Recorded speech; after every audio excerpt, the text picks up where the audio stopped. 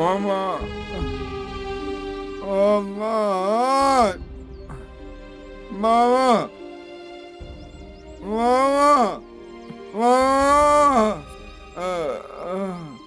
چیه؟ چی شده؟ خیلی درد دارم مامان.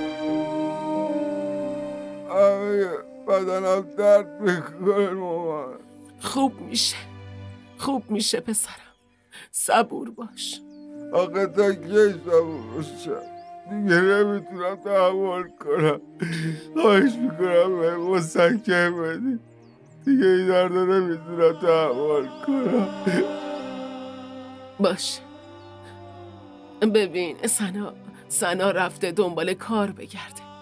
وقتی کار پیدا کنه میگم داروهای پسرمم بیاره. نمیتونم این درد تحمل کنم. پسر عزیزم، پسر شجاعم، خیلی قویه مگه نه؟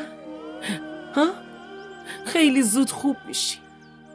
خب تو استراحت کن، من میرم برات غذا بیارم. خب برات غذا میارم. به سنا بگو که گوشت بیاره. میخوام آب گوشت بخورم.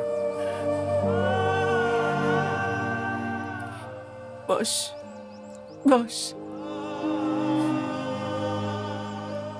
بهش میگم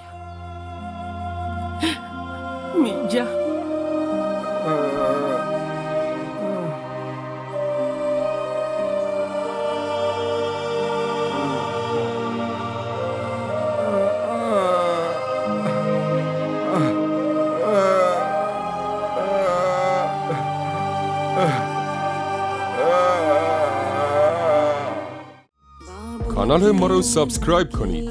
حمایت شما به ما روحیه میده. नादान सी बोली सी लाडों से पली